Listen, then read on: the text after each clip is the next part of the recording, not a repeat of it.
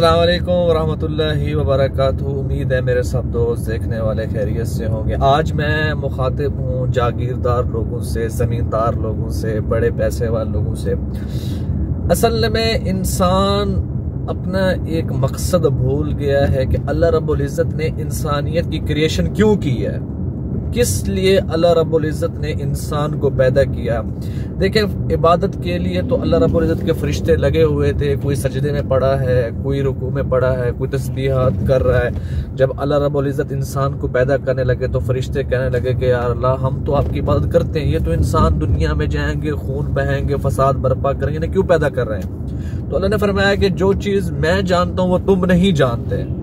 तो अल्लाह रब्बुल इज़्ज़त ने यहाँ फिर मुख्तलिफ किस्म के लोग पैदा किए, माली एतबार से भी, जिस्मानी एतबार से भी, रूहानी एतबार से भी। हर एक को अल्लाह रब्बुल इज़्ज़त ने आजमाने के लिए उसको एक मकाम दिया, एक रुतबा दिया, एक जगह दी कि ये इस रुतबे पर रहकर कैसे अमल करता है और मेरे हुक्म की कैसे ताबेदारी करता है। तो इसी तरह अल्लाह रब्बुल इज़्ज़त ने जागीरदार लोग भी पैदा किए, अमीर, पैसे वाले, जिम्मेदार, जिनके पास पैसों की बहुतात है।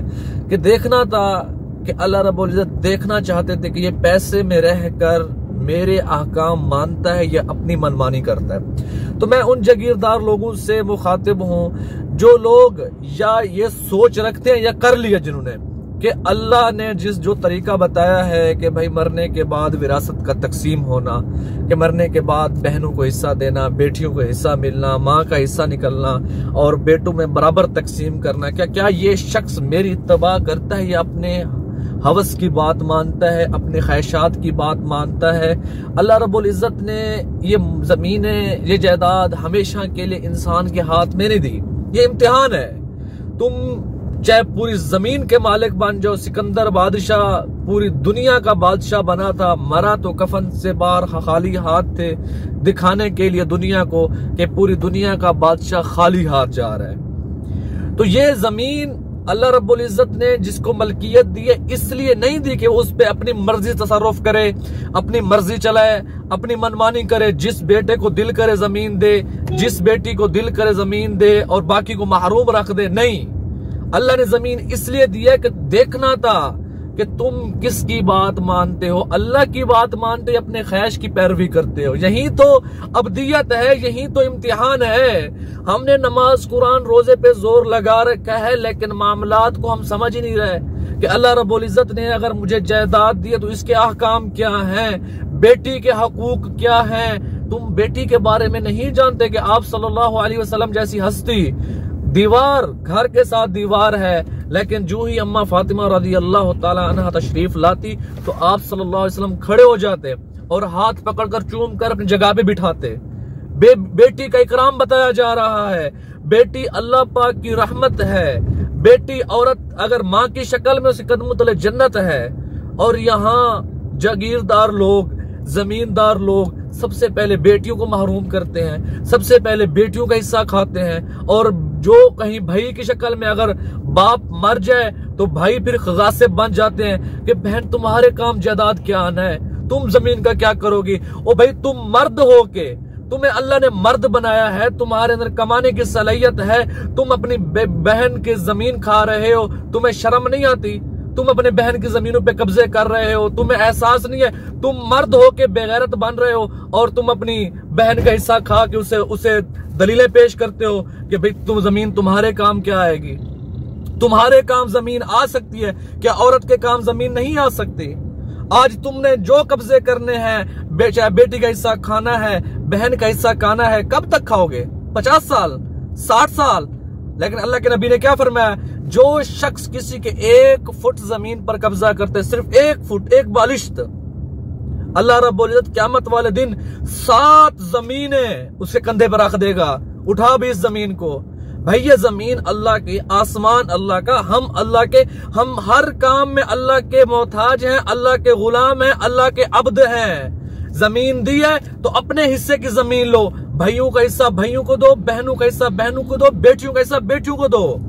अफसोस होता है उन बापों पे, अफसोस होता है उन जागीरदार लोगों पे जो बेटियों को, बहनों को महरूम करके और खुश होकर चौड़े होकर बैठे होते हैं कि हमने बड़ा अच्छा काम कर लिया है। कर लो अच्छा काम, तुम्हारी नजर में तुमने समझदारी वाला काम किया है ना। तुम समझदार खुद को समझते हो कि मैंने अपनी बेटियों को या बहनों को महरूम कर दिया है, मैंने अपने भांजों को महरूम कर दिया है, तो अब मैं जमीन पर कब्जा हूं, तो जमीन मुझे मिल गई, लाखों करोड़ों की जमीन है, कर लो लाखों करोड़ों की जमीन। कयामत तो है ना, यौमुल क़ियामा, यौमुल हिसाब किधर जाएगा? उस दिन सारे हिसाब निकलेंगे। सिर्फ नमाज कुरान का हिसाब नहीं होना, उधर ये भी हिसाब होना है जो तुझे मुरब्बों का मालिक बनाया था, तुम्हारी बेटियां थी, तुम्हारी बहनें थी, उनको हिस्सा मिला या नहीं मिला? अल्लाह के वास्ते अपनी बहन बेटियों को महरूम ना करो। ये जो तुमने ड्रामेबाजियां रचाई हुई हैं कि मेरी बहन या मेरी बेटी मुझे खुद बख्श के गई है, नहीं, वो तो शर्म करके गई है, वो तो इसलिए चुप करके चली गई है ताकि मेरा भाई माशरे में रुसवा ना हो। अगर भाई के अंदर थोड़ी सी गैरत होती ना, तो बहन को कहता, मेरी बहन ये तेरी जमीन है, फलां जगह जमीन है, ये इसका इंतकाल है, ये कब्जा है, तुम ले जाओ, 1 साल 2 साल इसको काश्त करो, उसके बाद अगर तुम्हारा दिल करे तो मुझे जरूर दे जाना, वरना तो तुम्हारी चीज है, मलकियत है। ऐसे करके देखो, फिर तुम्हें पता चलेगा कि बहन तुम्हारी तुम्हें जमीन देती है नहीं देती। तुम गासिब बन के पहले चढ़ जाते हो और फिर कहते हो कि मेरी बहन खुद राजी हो गई है। वो राजी नहीं हो गई, वो इसलिए चुप हो गई कि मेरे माशरे में मेरे भाई पे कोई हंसे ना। और यहाँ बड़े हाजी नमाजी तस्बीहात करने वाले बने फिरते हैं कि भाई हमने इतने हज कर लिए, 10 हज कर लिए, 10 उम्रे कर लिए। ओ भाई, तुम्हारा रिज्क तो पाक है नहीं, तुम तो हराम खा रहे हो, बच्चों को हराम खिला रहे हो, तुम्हारे हज उम्रे नमाजें किस काम आएंगी? हकूकुल्लाह तो अल्लाह माफ कर देंगे, हकूकुल इबाद का सवाल होगा। हकूकुल इबाद, हकूकुल्लाह का अल्लाह रब्बुल इज्जत चाहे तो पूरी इंसानियत को माफ कर दें, हकूकुल इबाद जब तक बंदा माफ नहीं करेगा, हकूकुल इबाद माफ नहीं होंगे।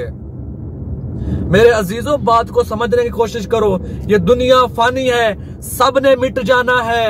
अल्लाह पुकारेगा उस दिन, ऐनल जब्बारून, कहाँ है जालिम लोग, कहाँ है बादशाह जो जमीनों पे कब्जे करके बहनों के हक खाने वाले, बेटियों के हक खाने वाले, आज किधर हैं? सब मिट जाएगा। ये जमीनें अल्लाह ने अमानत के तौर पे दी हैं, अल्लाह ने इम्तिहान के तौर पे दिया है। अल्लाह देखना चाहता है कि मेरा बंदा मेरी मानता है या अपनी मानता है।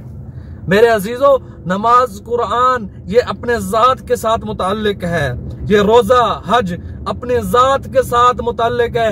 असल मामला तो मामलात का है, असल सवाल तो माशरत का है। मैं हाजी बन जाऊं, मैं नमाजी बन जाऊं, वो तो मेरी जात को फायदा होगा।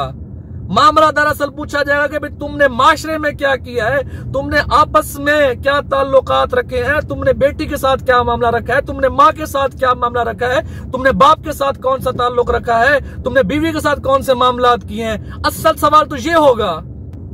तो मेरे अजीजों, जिन्होंने भी गलती से, भूल चूक से अल्लाह की नाराजगी को मोल लिया है, तो उन सब से गुजारिश है, खुदा के वास्ते अपनी बहन बेटियों को जमीनें वापस कर दो।